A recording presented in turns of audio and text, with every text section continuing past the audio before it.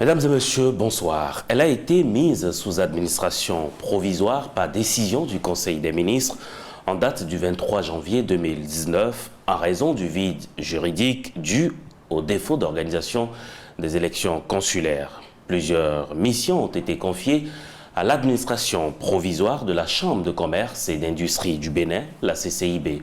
Au bout de 9 mois de travaux, l'équipe conduite par Alain Rincati a mis à la disposition de la CCIB de nouveaux tests. Focus aujourd'hui sur les actions et les activités menées par la Chambre de commerce et d'industrie du Bénin. Alain Rincati ouvre ses portes ce soir à la presse nationale. Merci de nous recevoir. Bonsoir, M. Rincati. Bonsoir, M. le journaliste. Je le disais à l'instant, vous avez été nommé à la tête de la CCIB comme administrateur provisoire depuis le 23 janvier 2019. Rappelez-nous un peu les missions qui vous ont été assignées par le gouvernement. Ok, merci encore, monsieur le journaliste, de venir nous voir à la Chambre de commerce et d'industrie du Bénin. C'est vrai, vous avez annoncé que j'ai été nommé en tant qu'administrateur provisoire de la Chambre de commerce et d'industrie du Bénin depuis le 23 janvier 2019. Absolument. Nomination qui est intervenue parce que les élections à la Chambre de commerce et d'industrie du Bénin n'ont pas pu être organisées alors même que le mandat, disons, de la mandature précédente venait à échéance. Et donc, j'ai été chargé par le gouvernement de réaliser 3 missions essentielles. Lesquelles? 3 missions essentielles. La première mission, c'est, disons, de conduire la révision du processus électoral. La révision des textes qui encadrent le processus électoral.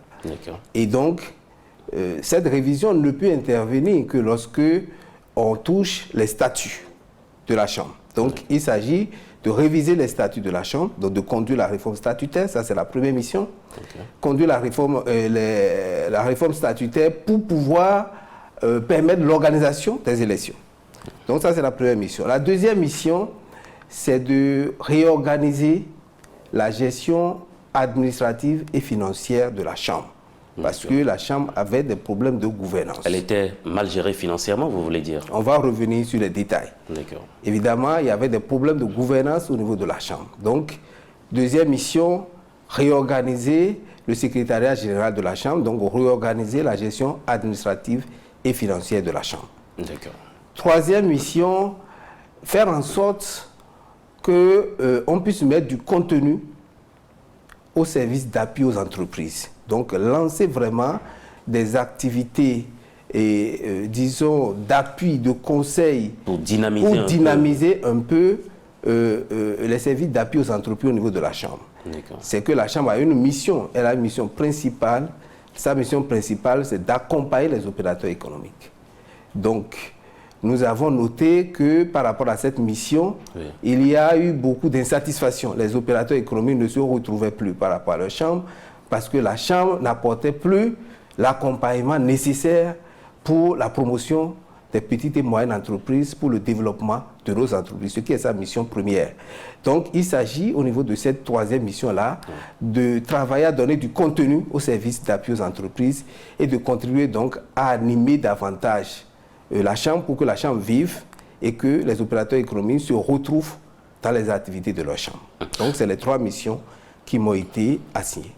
Alors, 3 missions qui vous ont été assignées. On va démarrer, pourquoi pas, par la réforme statutaire dont vous avez parlé. Quelles étaient les insuffisances en réalité au niveau des tests qui régissaient la Chambre de commerce et d'industrie du Bénin?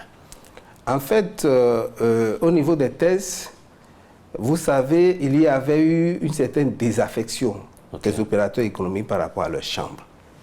Pourquoi cette désaffection? Dites-nous. Parce qu'ils ne se retrouvaient pas dans les élus, ou du moins ceux qui dirigent la Chambre. Ils se sentaient lésés, c'est ça? Ils ne se retrouvaient pas parce qu'il y avait des problèmes de représentativité. Parce que pour être membre de l'Assemblée consulaire, il faut remplir certains critères. Donc les critères qui déterminaient l'élection des personnes qui doivent représenter la communauté des opérateurs économiques à la Chambre de commerce du Bénin, ces critères-là ne permettaient pas aux opérateurs économiques d'une certaine envergure de se retrouver dans l'Assemblée consulaire. Vous voulez dire que c'était sélectif en réalité? Oui, est-ce qu'il faut dire sélectif? Non, c'est qu'on n'a pas suffisamment réfléchi pour se dire une chambre de commerce et d'industrie, c'est pour quoi faire. Donc, lorsqu'on a répondu à cette question, qu'on saura, il faut avoir qui à la chambre pour pouvoir s'assurer que les missions qu'on confie à la chambre est en mesure de les assumer. Donc, la réflexion a consisté à dire, repassons en revue les missions essentielles d'une chambre et voyons quel type d'opérateurs économiques, quel type de personnes on peut avoir au niveau de la chambre pour que la chambre puisse jouer pleinement le rôle qui lui est assigné. Donc, quand on a fait cette réflexion, et évidemment, ce qu'il faut savoir, une chambre de commerce, c'est un organe consultatif, un organe de représentation. Et c'est un organe d'accompagnement, d'appui aux entreprises. Et enfin, c'est un organe qui aussi a vocation à contribuer à la formation, des agents des entreprises. Parce que la formation professionnelle, les entreprises ont besoin de ressources humaines bien formées pour pouvoir les aider à développer leurs affaires. Donc c'est un point essentiel. Et le troisième point, la Chambre a vocation à contribuer à développer nos régions. Donc nous devons initier des infrastructures ou des opérations au niveau des régions pour qu'on puisse, exploiter, valoriser le potentiel économique de nos régions. Donc il faut que des entreprises s'installent dans nos différentes régions économiques pour développer ces régions-là. Et la Chambre doit penser comment installer, comment créer les infrastructures de base, comment accompagner les opérateurs économiques pour qu'ils puissent s'installer sur tout le territoire national et développer des affaires. Donc voilà un peu les 4 grandes missions de la Chambre. Et pour accomplir convenablement ces missions-là, il faut avoir des opérateurs économiques qui ont une certaine expérience, qui ont une certaine surface ou qui ont été éprouvés en affaires. Lorsque vous ne savez pas de quoi on parle, vous ne pouvez pas conseiller. Le gouvernement a une politique de promotion du secteur privé. La Chambre est là comme instrument qui doit aider à mettre en œuvre cette politique. Et donc, il faut trouver des personnes qui doivent conseiller le gouvernement, qui doivent apprécier même les choix du gouvernement par rapport à son orientation, discuter, pour qu'on adopte la meilleure approche pour opérationnaliser la vision du gouvernement, en ce qui concerne la promotion du secteur privé. Donc, pour le faire, il faut avoir évidemment tous les opérateurs économiques ne peuvent pas se retrouver à la Chambre. Donc, il faut être sélectif. Et cette sélection-là doit tenir compte de la provenance des opérateurs économiques. Il faut avoir des opérateurs économiques sur toutes nos régions, dans toutes nos régions. Ça, c'est une question de représentativité. Mais il faut aussi choisir ceux qui sont en mesure d'apporter une contribution de qualité dans le débat. Donc, des opérateurs économiques qui ont des réseaux d'affaires. Parce qu'il s'agit d'accompagner les autres. Il s'agit de trouver de réfléchir à mettre en place des dispositifs qui aident beaucoup d'entreprises à se développer. C'est la mission de la Chambre. Donc, il faut choisir ceux qui ont des idées, qui ont qui ont été éprouvés en affaires, qui ont de l'expérience à partager. Qui peuvent accompagner les autres. Qui peuvent accompagner. Donc, si vous venez à peine de commencer, de créer votre entreprise, vous n'avez pas suffisamment d'expérience pour contribuer dans les réflexions et pour donner vos réseaux, mettre vos réseaux d'affaires au service des autres opérateurs économiques. Donc, la réflexion a consisté à dire, à la Chambre de commerce, il faut avoir majoritairement les représentants d'entreprises qui représentent le poids économique le plus important au niveau du pays. Donc, il ne faut pas qu'on ait à la Chambre de commerce et d'industrie du Bénin que des opérateurs économiques de petite taille. Il faut majoritairement des opérateurs économiques qui ont une certaine taille, qui ont une certaine surface financière, donc qui ont déjà eu le temps de développer leurs affaires, de connaître les problèmes qui se posent en ce qui concerne le développement du commerce, de l'industrie et des services. Donc c'est ce que vous avez préféré? Oui, non, c'est bien ce qu'il faut pour que ça marche. C'est discriminatoire? Non, ce n'est pas discriminatoire. L'idée, c'est quoi? C'est un organe de représentation, mais c'est un organe consultatif. Un organe consultatif, on a besoin, disons, de personnalités qui sont en mesure de contribuer au débat. Parce qu'il y a un problème qui se pose.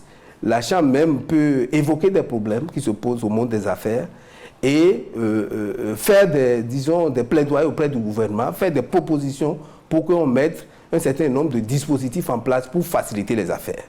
Et la Chambre est aussi là pour critiquer des positions que le gouvernement prend par rapport, par exemple, à la législation fiscale, par rapport au développement des affaires, toutes les mesures qui sont prises par le gouvernement, qui ont un impact sur le climat des affaires.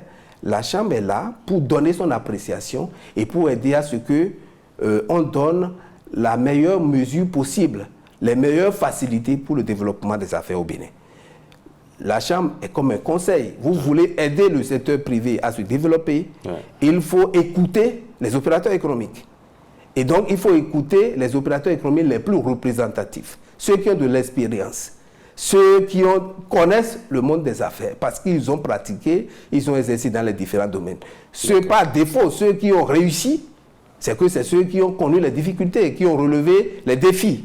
Donc, ceux qui ont réussi, en général, vous commencez pas tout de suite et vous avez un gros chiffre d'affaires. Vous commencez petitement et avec le temps, vous traversez les difficultés, vous apprenez les leçons, vous les appliquez, les résolutions, et alors là, vous grandissez. Donc on peut être rassuré, M. Ricati, que les grosses entreprises ne vont pas écraser les toutes petites qui n'ont pas encore d'expérience, comme vous le dites si bien.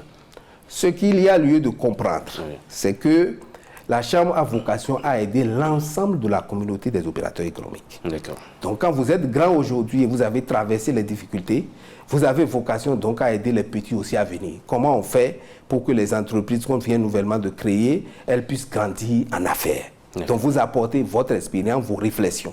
Comment on fait pour avoir de financement, pour mieux former les gens, pour accompagner sur tel ou tel domaine, comment créer les filières.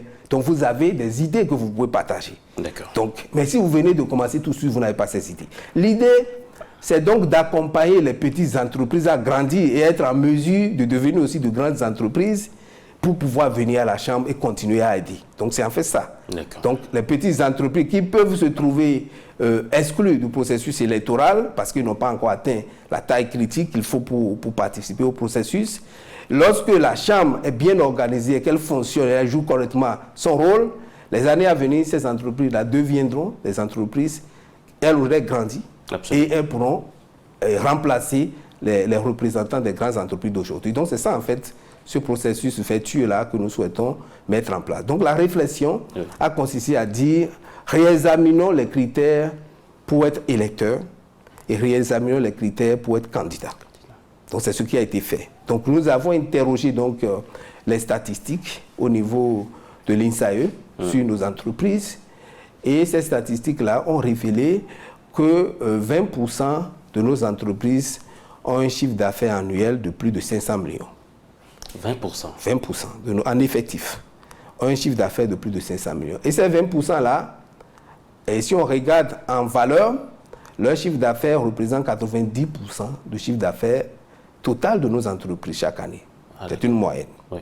Donc la réflexion a consisté à dire si c'est le cas et que nous souhaitons avoir les entreprises d'une certaine taille à l'Assemblée consulaire pour enrichir les débats, il faut donc discriminer. Donc nous prenons 2/3 des sièges à l'Assemblée consulaire, 2/3 des sièges à l'Assemblée consulaire, nous réservons 2/3 des sièges aux entreprises qui ont un chiffre d'affaires annuel de plus de 500 millions.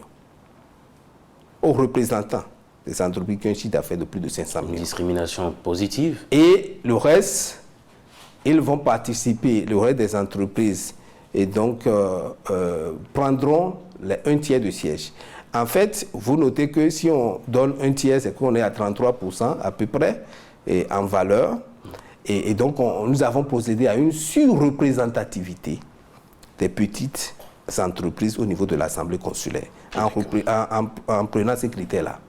Donc, voilà un peu ce qui a été retenu. Donc, nous sommes passés de 89 élus à l'Assemblée consulaire à 69 élus. Nous avons décidé de réduire le nombre d'élus. C'est une réduction drastique. Parce qu'on n'a pas besoin d'avoir autant de monde pour la réflexion.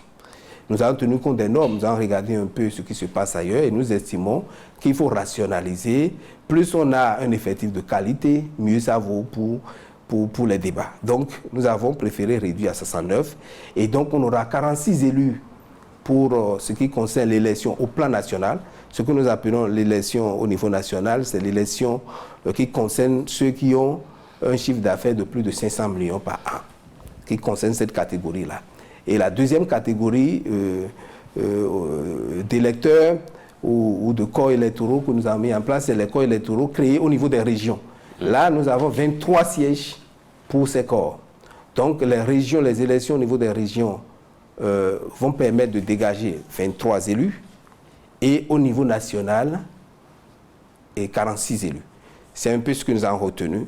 Et donc, désormais, on a fait en sorte que les corps électoraux soient constitués de personnes qui se ressemblent et qui se connaissent. Ce qui se passait avant, c'est que on mélangeait tout le monde. Vous pouvez, les petits pouvaient voter pour les grands, petits entre griffes. Vous savez que dans un pays, les petites et moyennes entreprises sont toujours les plus nombreuses. Bien sûr. Elles sont les plus nombreuses. Et donc, si moi, je suis une grande entreprise, j'envoie mon représentant pour être élu, je n'ai pas la chance d'être élu parce que, majoritairement, les gens vont préférer ceux qui les ressemblent plutôt que les grands. Donc, c'est ce que nous avons observé. Et à la Chambre de commerce et d'industrie du Bénin, les élections précédentes n'ont pas permis de dégager les élus qui ont une certaine surface financière. Et vous savez que si vous démarrez en affaires, vous avez un certain nombre de préoccupations. Celui qui est au début, il a certaines préoccupations que celui qui a déjà grandi n'a plus.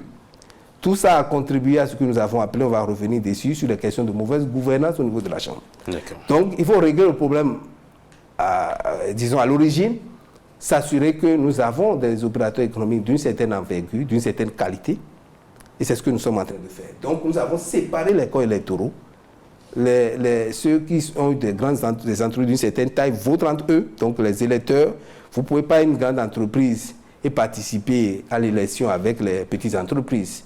Donc, ce que nous appelons élection au plan national, ça concerne toutes les entreprises qui ont un chiffre d'affaires annuel de plus de 500 millions. Mais si vous en avez moins, donc vous devez être électeur et candidat au niveau de nos 6 régions économiques. Et là, le critère de chiffre d'affaires n'intervient plus forcément, de façon prépondérante. Le critère qui intervient, c'est beaucoup plus les effectifs qui vont jouer dans la répartition des sièges au niveau des régions. C'est ce que nous avons fait. Donc, 46-23, mais ces 46-23 au niveau des régions maintenant, et ces 23 sièges sont répartis entre les différentes régions en tenant compte de la concentration des entreprises qui ont leur siège dans les régions, la concentration des entreprises dans chaque région. Donc si vous en avez beaucoup plus, vous aurez plus de sièges. Vous en avez moins, vous aurez moins de sièges. Au niveau national, nous avons retenu 21 branches d'activité. En fait, c'est les branches d'activité les plus représentatives pour notre économie. Donc nous avons retenu 21 branches d'activité les plus représentatives de notre économie, parce qu'on parle de représentativité. Donc il faut s'assurer que les secteurs qui contribuent vraiment au chiffre d'affaires, ou disons à la richesse nationale, ces secteurs-là soient représentés à l'Assemblée consulaire. Vous avez privilégié ces secteurs. Donc nous avons privilégié ces secteurs, et il y a 23 secteurs qui ont été retenus, et on a tenu compte de la contribution de ces secteurs-là dans la richesse nationale pour déterminer le nombre de sièges qui doivent revenir aux représentants d'entreprises travaillant dans ces secteurs, dans ces branches d'activité, je vais dire. Donc c'est un peu ce qu'on a retenu au plan national. Donc la correction des questions de représentativité a été faite en révisant les critères pour être électeur et les critères pour être candidat. Et en faisant en sorte que majoritairement à l'Assemblée consulaire, nous ayons des entreprises, des représentants d'entreprises d'une certaine envergure pour rehausser la qualité des débats et pour permettre aussi que les petits bénéficient de l'expérience des grands. Parce que si vous êtes conduit par des gens qui ont la lumière, vous êtes sûr que vous n'avez pas sombré. Donc c'est ce que nous avons décidé de faire. Cela ne veut pas dire qu'on n'a pas des représentations des petites entreprises au niveau de l'Assemblée consulaire. Donc, les 23 sièges des régions ont vocation donc à ramener les petites entreprises au niveau de l'Assemblée. Donc, les petites entreprises ne sont pas écartées. Elles ne sont pas écartées, elles participent, mais elles ne sont pas majoritaires. Nous l'avons fait exprès parce que nous souhaitons que le bureau consulaire soit constitué majoritairement par des représentations d'entreprises d'une certaine surface financière, d'une certaine envergure, et pour toujours corriger les problèmes de représentativité. Dans le bureau, nous avons prévu Parce que vous avez supprimé des postes dans le bureau consulaire. Nous allons revenir sur ça. Nous avons décidé qu'on aura un représentant, et disons un élu provenant des régions, va être obligatoirement dans le bureau consulaire. Donc, les postes que nous avons prévus désormais au niveau du bureau consulaire, ceux qui vont donc diriger la Chambre, nous aurons obligatoirement quelqu'un qui provient des élections au niveau des régions. Donc, nous aurons, ils sont libres. On peut considérer que l'Assemblée consulaire est souveraine. Elle peut nommer, elle peut décider de ne désigner que des représentants des régions dans le bureau. Mais nous faisons le postulat que si les représentants des grandes entreprises et les représentants dont sont les plus nombreux, le bureau sera par principe constitué majoritairement de représentants des grandes entreprises. L'idée, c'est de rehausser la qualité. Donc, ce que nous avons fait au niveau du bureau, autant que nous avons réduit le nombre d'élus consulaires, nous avons rationalisé aussi la composition du bureau. En quoi faisant, nous sommes passés de 7 membres à 5 membres. Et parce qu'il y avait certains postes dont le contenu ne se justifiait pas. On n'avait pas trouvé d'importance à ces postes-là. Lorsque vous avez un poste de trésorier général, par exemple, ou un poste de secrétaire général ou secrétaire exécutif de la Chambre, c'est des fonctions que, dans le fond, sont assumées par le secrétariat général de la Chambre. Donc, les élus sont là, mais fondamentalement, ce n'est pas eux qui font ce travail. Donc, nous avons voulu nous coller à la réalité de ce qui se fait. Et nous considérons qu'il faut juste, en dehors du président, il faut avoir 4 autres vice-présidents, mais qui sont sur des fonctions ou des missions précises de la Chambre. Donc, les 4 vice-présidents qui suivent le président de la Chambre, le premier va s'occuper va relever du secteur commerce, le second secteur industrie et le troisième secteur service. Donc, c'est lui qui provient de ces différents secteurs et le quatrième vice-président, lui, va provenir des régions. Donc, nous avons voulu, en même temps qu'on a la représentativité au niveau des secteurs de la Chambre, nous avons la représentativité régionale. Donc, voilà un peu ce que nous avons fait. Donc, nous avons un bureau qui est forcément beaucoup. Nous avons amélioré donc la représentativité, vous le lisez très bien. Nous avons ceux qui ont un poids économique le plus important, nous avons tous les secteurs qui sont là et nous avons aussi nos régions qui sont présentes. Donc nous pensons qu'avec ça, nous avons une équipe qui pourra travailler plus efficacement. Donc c'est ce que nous avons fait au niveau du bureau consulaire. Donc, et c'est comme ça globalement que les questions de représentativité ont été adressées. Pour être électeur, à la Chambre désormais, et il faut toujours distinguer les 2 niveaux. Électeur au niveau régional et électeur au niveau national. Pour être électeur au niveau régional, il faut avoir, première chose, son siège social dans la région. Au niveau régional. Donc, si je suis dans une certaine région et que le siège social, le siège de mon entreprise ne se trouve pas dans la région, je ne peux pas être candidat là. Donc, il faut avoir, premier critère, son siège social dans la région. Deuxième critère, il faut donc avoir un mandat de représentation de la société. Et puis, c'est des entreprises qui envoient leurs représentants à l'Assemblée consulaire. Donc, soit vous êtes le dirigeant qui est reconnu ou vous avez un mandat de représentation pour être électeur. Donc, il faut donner ce mandat-là. Et il faut que l'entreprise soit créée il y a 2 ans avant la date de convocation du corps électoral. Mais c'est des mesures assez dures. Non, je vous explique pourquoi vous ne pouvez pas. Vous savez, nous avons plus de 8000 entreprises. Et en matière d'électeurs, il faut que vous ayez commencé. Vous exercez au moins 2 ans dans le pays avant de prétendre participer aux élections consulaires. C'est des règles qui sont connues et nous ne changeons pas la pratique. C'est des pratiques qui existaient. Donc, c'est 2 ans qu'il faut avoir. Donc, puisque le corps électoral a été convoqué le 25 septembre 2019.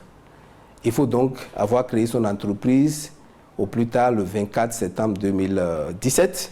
Sauf qu'avec ces critères, vous ne donnez pas la chance à tout le monde parce que d'autres peuvent avoir de l'expérience comme vous le souhaitez, mais n'ont peut-être pas fait les 2 ans. Oui, ce que nous disons, l'expérience se mesure au nombre d'années passées et nous estimons qu'il faut à minima faire 2 ans pour qu'on considère que vous avez développé une certaine expérience au plan national. Parce que vous voulez participer à une assemblée au plan national. Donc vous devez connaître, même si vous avez l'expérience ailleurs, nous souhaitons que vous connaissiez un peu le contexte avant de prétendre siéger à l'assemblée consulaire. Donc c'est 2 ans. Donc après ça, vous devez être la société donc, où l'entreprise doit être à jour de ses cotisations à la chambre de commerce. Ce que nous avons mis, nous avons dit qu'il faut avoir au moins payé sa cotisation au titre de l'année 2019. Nous l'avons dit parce que, on reviendra sur ces points-là, la Chambre n'arrivait véritablement pas à donner du contenu, du service aux opérateurs économiques.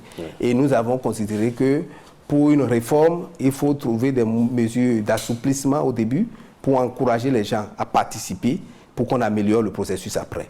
Nous aurions pu dire, depuis votre création, il faut payer toutes les cotisations, mais nous avons préféré mettre le focus sur la dernière année pour que les gens participent et que les gens constatent que la Chambre a changé et qu'ils soient beaucoup plus incités à payer leurs cotisations. On parlera Sauf que vous avez demandé que ce soit le service des impôts désormais qui s'en occupe d'ailleurs. Bien sûr, on va revenir sur ces éléments. Donc c'est le 3e critère que nous avons choisi pour être électeur au niveau de nos régions. Je pense que c'est l'essentiel des critères. Et pour être électeur maintenant au niveau national, il faut remplir ces conditions-là aussi. Donc, vous devez avoir le mandat, vous devez, là il n'y a plus de siège, vous devez avoir le mandat de représentation de la société.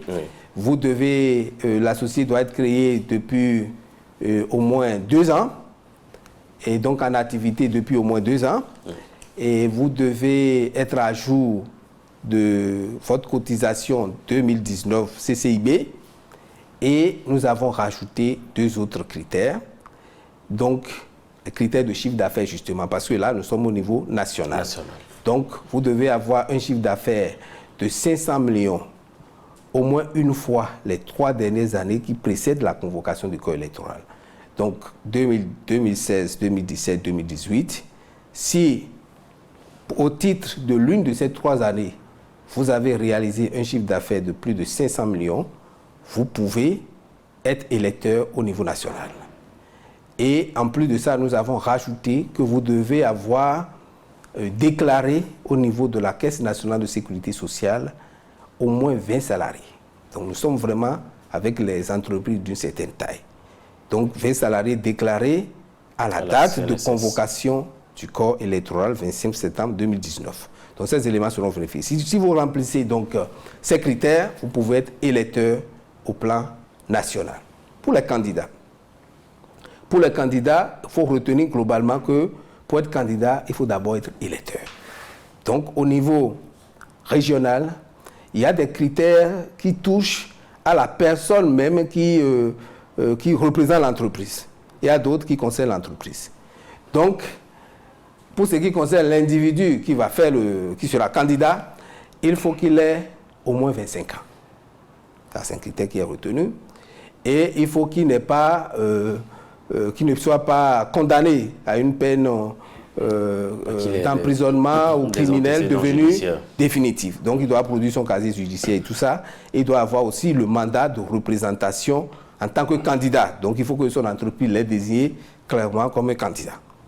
Et ça, c'est les critères qui concernent l'individu qui va voter, qui va être élu.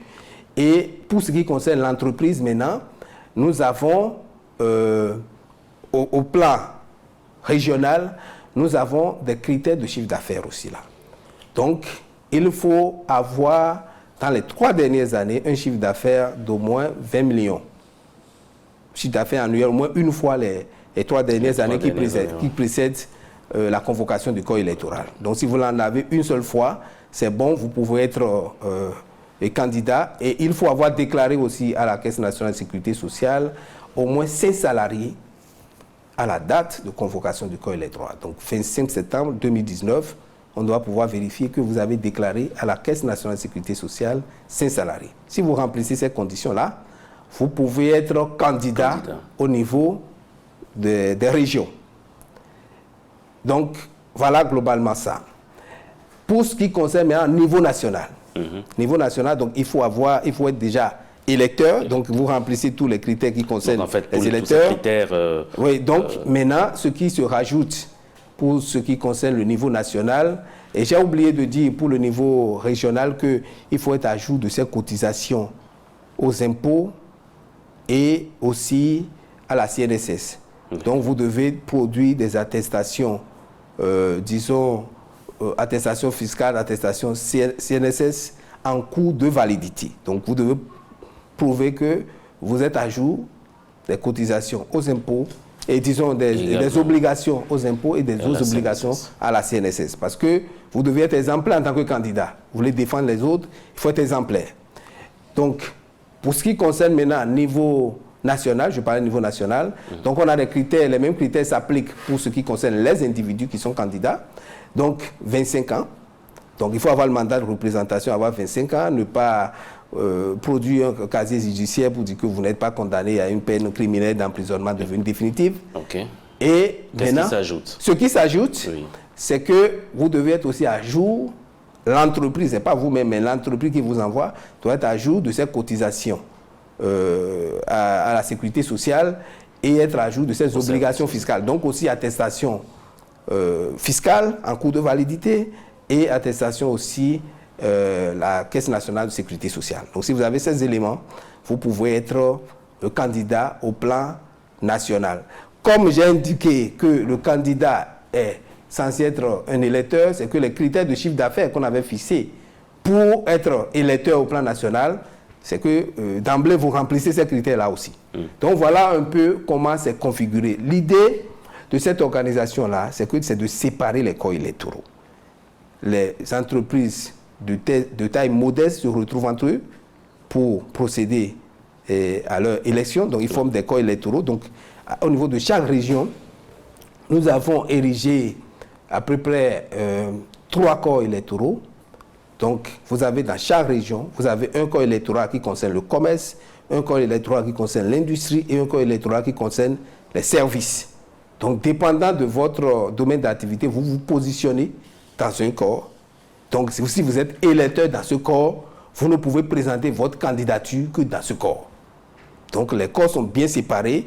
Avant, ce qui se passait, les gens y votaient dans tous les sens. Les processus étaient mal ficelés. Et je pouvais être électeur au niveau régional et être encore électeur au niveau national. Donc, ça créait des problèmes même de fiabilité, de transparence.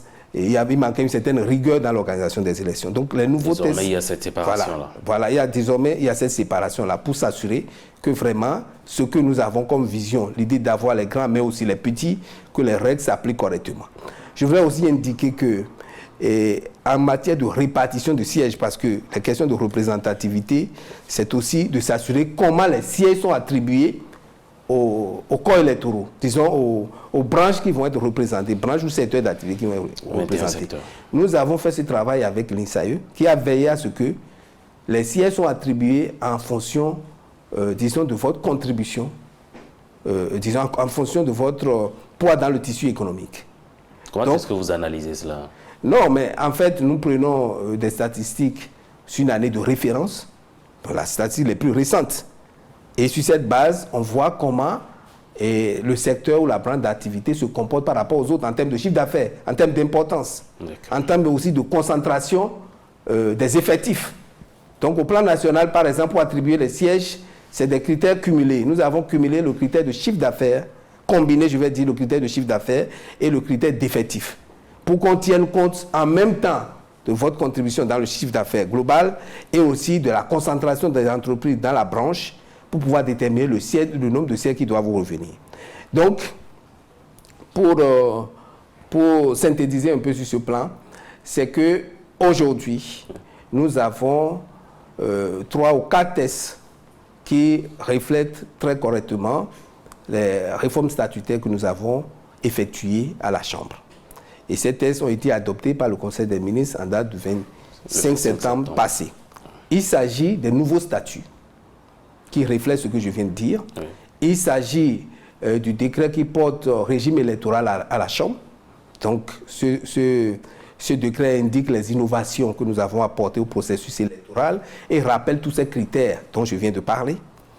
Et le troisième décret porte sur la fixation des branches d'activité et des secteurs économiques dans le cadre de la répartition des sièges. Donc là, vous avez, les règles sont définies, on ne peut pas faire de l'arbitraire, on ne va pas créer des branches parce qu'on veut viser quelqu'un. Donc c'est sur la base de la configuration de l'économie nationale que les branches, là où on doit avoir électeurs et candidats... Vous êtes sûr que ces branches ne profiteront pas à certaines personnes au détriment des autres? Non, ce qui est fait, on n'a pas regardé les personnes. On a regardé les statistiques au plan national. C'est pourquoi le travail n'a pas été fait par la Chambre de commerce et d'industrie du Bénin. Le travail a été confié à l'INSAE, qui est en charge de ce type d'activité. Donc c'est l'INSAE, sur la base des statistiques qui alimentent les comptes nationaux, c'est sur la base de ces statistiques-là que les critères de répartition ont été définis et que les répartitions ont été faites. Donc, vous avez les branches, même là où on doit mettre des sièges, c'est déterminé par rapport à la configuration et ça peut évoluer. Ça peut évoluer si les activités économiques, il y a une certaine dynamique, une certaine modification même de la composition du tissu économique national. Donc, on a prévu ça. Donc, ça fait que si dans 5 ans, on veut faire d'autres élections et puis la configuration économique a changé, aujourd'hui, nous avons peu d'entreprises industrielles. Si demain, on travaille à ce qu'il n'y ait plus d'entreprises industrielles, la répartition va changer parce qu'on va choisir les secteurs qui émergent. C'est eux qui seront les secteurs les plus ou les branches d'activité les plus représentatives. Donc, on a prévu dans les tests... Donc, rien ne se fera à la tête du client? Non, rien ne se fera à la tête du client. Nous avons des critères complètement objectifs, impersonnels. Les tests aujourd'hui fixent cette base. Donc, il n'y a plus de débat. Tous les conflits qu'on a observés par le passé, parce qu'on a créé telle branche ou parce qu'on a attribué plus de sièges à tel au détriment de tel, ces problèmes-là ne se poseront plus. Nous sommes allés loin parce qu'on a prévu même comment on fait les arrondis, tout ça. Donc, vous avez des critères objectifs et quiconque, si on a les statistiques, on interroge les statistiques, on a mesure de définir les branches d'activité, les secteurs économiques dans lesquels on va avoir les sièges et on est à mesure aussi de déterminer automatiquement le nombre de sièges qui représentent à chaque branche ou bien à chaque corps électoral qu'on aura créé. Donc aujourd'hui, on peut se rassurer que ce décret-là donne cette base et en même temps fixe pour les élections les élections à venir, fixe très clairement au niveau des 21 branches le nombre de sièges à pouvoir et fixe aussi dans chacune de nos régions économiques par secteur économique, les nombres de sièges à pouvoir. Donc nous avons ce troisième décret qui donne ces éléments. Nous avons un quatrième décret qui a convoqué le corps électoral. Voilà. La nouveauté qu'on a introduite... Vous avez décidé de confier cela à la Sénat. Voilà, nous avons convoqué le corps électoral au 18 décembre 2019. Et ce gouvernement a convoqué donc le corps électoral au 18 décembre 2019. Et en même temps, l'innovation ici fixe les objectifs de performance attendus de cette mandature. Donc le décret qui convoque le corps électoral dit en même temps à l'ensemble des opérateurs économiques, si vous êtes intéressé par ces élections-là, voilà ce que le gouvernement attend de vous. Donc nous avons 4 éléments précis, points de performance qui sont attendus, pour nous assurer que la Chambre ne va pas continuer à tâtonner, mais qu'elle va rester dans la mission que le gouvernement lui a assignée. Vous ne laissez pas les dirigeants élus prendre les taureaux par les cornes? Les dirigeants élus ont de la marge, ils ont de la latitude. Mais il faut bien noter que la Chambre de commerce et d'industrie du Bénin, c'est un établissement public. En tant qu'établissement public, c'est un instrument pour la mise en œuvre de la politique du gouvernement en ce qui concerne la promotion du secteur privé. Donc, pour que le gouvernement puisse contrôler, superviser ce qui se fait au niveau de cet établissement, il faut quand même donner des lignes directrices. Et ces lignes directrices, c'est 4 éléments. Nous avons décidé que, par exemple, premier élément, vous devez, nous avons fixé à 10% le taux de mortalité des entreprises qui vont être créées après l'installation de cette assemblée consulaire, les 3 années qui suivent, nous fixons le taux de mortalité des entreprises à 10%. Ça, c'est un défi. Pourquoi ça, par exemple? Tout ce qu'on attend d'une chambre consulaire, c'est de l'accompagnement, de l'appui, du conseil. Si le conseil est délivré, l'accompagnement nécessaire apporté à nos entreprises, elles mourront moins. D'accord. Donc, quand vous êtes jeune entrepreneur, vous êtes suffisamment accompagné et votre projet est challengé au départ et tout ça, on va réduire le taux de mortalité. Nous savons que le taux de mortalité, c'est au-delà de 30%, 40%. Donc, nous décidons qu'on ne peut pas disons, éliminer complètement la mortalité des entreprises au début, mais nous fixons une marge de 10% pour les 3 premières années.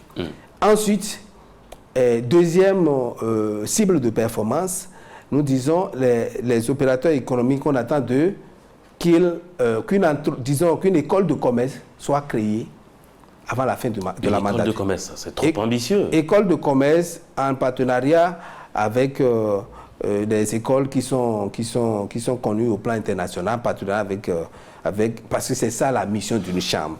Les chambres de commerce ont vocation. En 5 ans, comment est-ce que vous voulez que les dirigeants de la CCIB puissent créer une école de commerce? Quand on veut, si on a 5 ans, c'est beaucoup. Vous savez que le programme d'action du gouvernement, c'est sur 5 ans, on est en train de faire plein de choses. Donc on leur demande, dans tout ça, pendant 5 ans, de nouer les partenariats. Puisque une chambre a vocation à créer des partenariats pour dynamiser, pour offrir des services. Et c'est la mission des chambres. Parce qu'il n'y a que les opérateurs économiques pour connaître leurs propres besoins. Et il n'y a que des professionnels pour former d'autres professionnels, au-delà de la théorie que nous avons dans nos universités. Donc on a besoin des professionnels dans des écoles professionnelles pour qu'on identifie au mieux les besoins de nos entreprises, au-delà des offres de formation qu'on a aujourd'hui. Vous savez qu'il y a la problématique vraiment de travailler sur la formation professionnelle aujourd'hui. C'est les chambres de commerce qui peuvent donner les expertises et les ressources pour que ce genre de choses soit fait au mieux. Donc nous voulons déjà que la Chambre comprenne que les questions de formation, c'est une question majeure. Vous interrogez tous les opérateurs économiques de notre pays, ils ont du mal à avoir les ressources humaines de qualité. C'est une vraie problématique pour le développement des affaires. Donc on a mis cette ligne directrice que vous avez tracée. Voilà, c'est une ligne directrice. Ils doivent s'organiser à voir ça. Troisième élément, c'est faire des études au niveau de nos régions. J'avais parlé des missions de la Chambre, que la Chambre a vocation à contribuer au développement économique des territoires. Donc, nous avons demandé que la Chambre puisse faire des études dans nos différentes régions pour identifier des filières et pour créer l'infrastructure pour que au moins 2 entreprises s'installent dans ces filières-là, dans nos régions, avant la fin de la mandature. C'est ambitieux. Ça vous permet vraiment de voir quels sont les potentiels au niveau de nos différentes régions et comment on fait pour valoriser, comment on facilite l'installation d'entreprises pour exploiter ces potentiels économiques. Donc, 4e élément, c'est, vous savez que les problèmes de gouvernance de la Chambre ont fait que nous avons beaucoup d'infrastructures qui ont été construites par les différentes mandatures, qui sont vraiment en état de dégradation. Il y a un problème de qualité de la construction de ces infrastructures-là. Donc, on a mis comme objectif que la mandature, la travail, vous savez que les mandatures précédentes, il y a des éléphants blancs à Porto-Novo et tout ça. Donc, les mandatures précédentes n'ont rien fait par rapport à toutes ces infrastructures réalisées à grands frais, pas sur les ressources de la Chambre. Nous demandons maintenant à la nouvelle mandature de faire des études sur ces infrastructures, de penser comment on les réhabilite et de penser comment on les met en état de fonctionnalité pour qu'on puisse vraiment tirer le potentiel économique aussi de ces ressources. Vous savez, réaliser des infrastructures, c'est bien, mais beaucoup de ces infrastructures ne sont pas aujourd'hui en état de fonctionnalité. Ça pose un problème. Mais pendant qu'on faisait ça, on a délaissé l'organisation des services d'appui, de l'accompagnement que nos opérateurs économiques sont en droit d'attendre de leur chambre.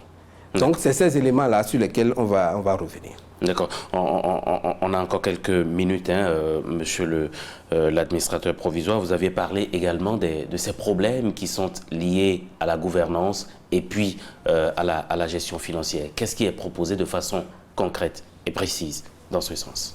Ce qui est proposé, vous savez que les mandatures précédentes se sont beaucoup moins occupés, c'est ce que je disais tout à l'heure, des services d'appui aux entreprises. D'accord. Et on a observé des pratiques, ça c'est les audits qui révèlent ces pratiques, des pratiques, multiplication des voyages, paiement de primes, donc on s'est occupé des marchés pour les infrastructures, donc on s'est beaucoup plus occupé de la gestion financière de la Chambre plutôt que du développement des services d'appui aux entreprises.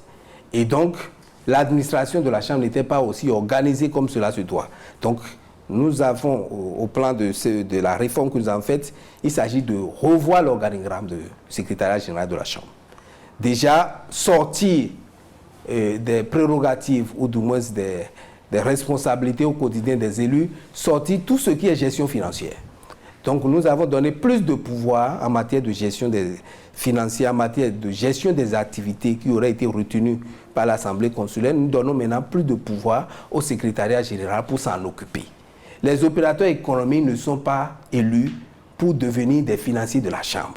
Ils sont élus pour donner leurs idées, pour donner leur réseau et pour challenger les propositions. Parce qu'ils savent quels sont les problèmes que les gens ont. Nous avons un outil qui a vocation à faire la promotion. Mais donc, il faut connaître les problèmes pour mieux impacter et pour les régler. C'est ce qu'on attend des élus. Donc, on n'attend pas de la gestion financière. Si on a besoin de la gestion financière, il faut recruter les experts, les spécialistes pour faire ça. Le secrétariat général sera désormais comme un bureau de conseil. Il faut recruter les spécialistes pour accompagner nos entreprises. Et on a besoin des idées des élus pour mieux définir ce que ces spécialistes-là vont faire en termes concrets. Donc, on a séparé les responsabilités. Désormais, c'est le secrétariat général qui aura la pleine responsabilité de la gestion financière des ressources de la Chambre. Et nous avons donc réajusté l'organigramme pour répondre à ce besoin, pour mettre en lumière très clairement les services d'appui aux entreprises et les services support. Donc tout ça a été fait et donc nous travaillons aussi à réviser le manuel de procédure pour préciser les règles. Parce que par le passé, il y a beaucoup d'imprécisions. Les règles, les responsabilités ne sont pas clairement situées. Maintenant, les tests ont été repris pour que les responsabilités soient mieux situées, pour que les gens soient mieux redevables et qu'ils sachent exactement ce qu'on attend d'eux. C'est ce que nous sommes en train de faire. Troisième chose, nous travaillons donc aussi sur les équipes. Nous travaillons sur les équipes parce que nous avons fait un bilan de compétences du personnel de la Chambre. Parce que si on a une nouvelle vision, il faut penser à l'équipe qui pourra vraiment vous aider à, assumer cette mission. Donc on a fait un bilan de compétences qui permettra d'identifier les compétences qui manquent au niveau de la Chambre et pour pouvoir recruter. Donc aujourd'hui, la réforme offrira des possibilités à des experts ou à des personnes qui ont une certaine expertise par rapport d'être recrutés au niveau et travailler au niveau de la Chambre.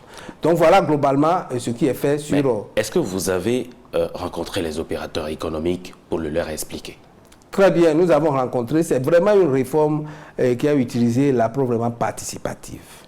Nous avons partagé les projets. D'abord, quand j'ai été installé en tant qu'administrateur provisoire, j'ai rencontré les opérateurs économiques, les groupes les plus représentatifs, les associations les plus représentatives, pour leur expliquer ce que nous voulons faire et quelles étaient les orientations que nous avons. Est-ce que cela a reçu leur adhésion? Bien sûr, pour la plupart, ils ont adhéré à l'orientation, à la vision du gouvernement. Et ils ont fait des propositions qui recoupaient avec ce que le gouvernement avait déjà décidé qu'on puisse faire. Et c'est ce que nous sommes en train de faire. Et après, quand les projets de test ont été élaborés, nous sommes passés dans toutes les 6 régions économiques pour réunir l'ensemble des opérateurs économiques et pour leur expliquer, pour ouvrir un débat autour des modifications qui vont être apportées. Et les gens ont contribué, nous avons tenu compte de leur contribution pour finaliser les tests qui ont été adoptés par le Conseil des ministres. Donc ils sont pleinement impliqués dans tout ce processus. Je voudrais quand même dire un mot sur, toutes les activités que nous avons entreprises pour dynamiser les services d'appui aux entreprises. Les services d'appui aux entreprises, nous avons fait quoi? Nous avons regardé ce qui se passe ailleurs. Et nous avons donc décidé de nouer des alliances. La Chambre est un instrument merveilleux pour les alliances parce que nous avons des représentants dans plusieurs secteurs. Donc nous avons fait des partenariats. Un certain nombre de partenariats, d'accords de partenariat ont été signés lors des experts comptables, CNSS, DGI, plein d'autres acteurs, même le ministère du numérique et de la digitalisation. Et d'autres accords sont encore en train d'être conclus. L'idée, c'est de créer de nouveaux produits sur la base de ces accords. Les nouveaux produits que nous avons créés, c'est par exemple le rendez-vous mensuel des experts, c'est par exemple, disons, le parcours de l'entrepreneur. C'est-à-dire, vous voulez entreprendre, on vous fait passer un filtre pour éprouver vraiment votre projet d'entreprise. Le métier que vous voulez faire, le marché, disons, est-ce que vous connaissez les règles juridiques qui entourent la création d'entreprise. Donc, vous passez tous ces filtres-là et ce qui vous prépare à savoir vraiment ce que vous voulez faire. Et nous avons aussi ce que nous appelons les matinales thématiques où on choisit un thème et on réunit les gens pour discuter. Donc, vraiment, il y a aujourd'hui de l'animation au niveau de la Chambre. Nous avons créé les instruments qui permettront d'avoir de l'animation. Nous avons créé aussi de nouvelles fonctions. Donc, nous aurons désormais des conseils d'entreprise qui ont vocation à aller collecter les besoins des entreprises et leur donner les opportunités. D'accord. Donc, tout ça a été fait. Et nous travaillons aussi sur le système d'information de la Chambre. Parce que c'est ça l'instrument majeur. Il y a beaucoup de choses Donc, qui sont faites. pour que ça aide véritablement à connecter nos entreprises. Donc, tout ça, les services d'appui aujourd'hui ont été organisés. Si vous permettez, je donne un élément sur le vote, cela que nous allons le vote électronique, oui, qui est aussi une innovation. Comment on va faire les élections désormais? On va faire les élections, nous avons décidé de professionnaliser l'organisation des élections sur 2 plans. Nous avons décidé de confier la mise au point des listes des électeurs et des listes des candidats à la commission, à la Sénat. Donc, c'est désormais la Sénat qui va s'occuper, parce qu'elle a la technicité pour faire ce type d'opération. Vous savez que les élections, c'est une matière qui est risquée, parce que les délais sont courts, il y a beaucoup de risques de conflits, etc. Donc, il faut choisir un organe qui a déjà éprouvé l'organisation de ce genre de choses pour ne pas tâtonner et pour faire les choses de façon professionnelle. Donc, c'est la Sénat qui s'occupe de la... C'est pour ça que vous avez choisi la Sénat. C'est pourquoi nous avons choisi la Sénat. Avant, on avait des commissions dans tous les sens, peu professionnelles, et ça allait dans tous les sens avec les risques de contestation. D'accord. Nous avons aussi, pour le vote électronique, nous avons décidé aussi, en dehors du processus maintenant de mise au point des listes, il y a toute la logistique pour l'organisation des élections. Nous avons décidé que ça va être du vote électronique. C'est une technique qui a été éprouvée sur d'autres cieux. Nous avons recruté, disons, un partenaire qui fait partie des leaders au plan mondial. Donc, les gens vont avoir des codes qui leur permettent d'accéder à la plateforme. Nous sommes entourés de toutes les sécurités, le code numérique, les experts du ministère du numérique, et pour pouvoir recruter ce partenaire-là. Et ça va être fait, ça offre toutes les gages de sécurité, de transparence, d'intégrité du système. Et quand les gens finiront de voter, vous me permettez de le dire, quand ils finiront de voter, ils seront en mesure de vérifier que leur vote qu'ils ont émis, c'est bien, ça se reflète bien dans les résultats qui seront publiés. Tout ça sera transparent. D'accord. Alain Nkati, nous sommes à la fin de cet entretien. Je vais vous demander de conclure en lançant, je dirais, votre appel ou votre message à l'endroit de tous les opérateurs économiques qui ont envie aujourd'hui d'être assurés.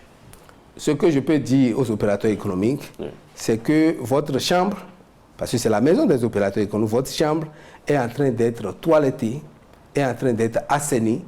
Et c'est comme une mariée, on est en train de la rendre belle pour que quand la nouvelle assemblée sera là, elle soit fière, elle ait moins de soucis pour tout ce qui est administratif, pour ce qui est organisation des activités.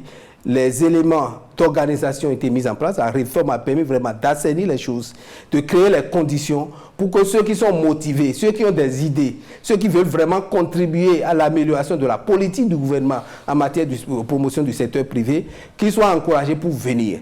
C'est vraiment crédible. Vous avez un environnement sain pour travailler, pour vous épanouir, pour participer au débat. Et donc, je veux les inviter à venir participer au débat. Participer au débat signifie que vous connaissez les règles. Donc, s'approprier les thèses et décider déjà de choisir leur candidat, décider déjà d'être électeur, préparer les dossiers à soumettre et pouvoir participer au processus qui va être très bientôt lancé par la Sénat. Merci beaucoup Alain Nkati. Je le rappelle, vous êtes administrateur provisoire donc de la Chambre de commerce et d'industrie du Bénin. Vous avez travaillé à réformer cette maison des opérateurs économiques, la CCIB, lui donner de jouer pleinement son rôle d'instrument de promotion donc du secteur privé au Bénin. C'est l'objectif que vous vous êtes assigné en réformant donc la CCIB, la Chambre de commerce et d'industrie du Bénin. Mesdames et messieurs, vous l'avez compris, beaucoup de réformes ont été apportées donc à la Chambre de commerce et d'industrie du Bénin pour permettre à ce que cette chambre puisse jouer pleinement son rôle de facilitateur, mais également permettre aux entreprises, au secteur privé de mieux développer leurs activités. On était donc dans la maison consulaire avec Alain Rincati. C'était un plaisir d'être resté en votre compagnie. Passez une excellente soirée. À très bientôt.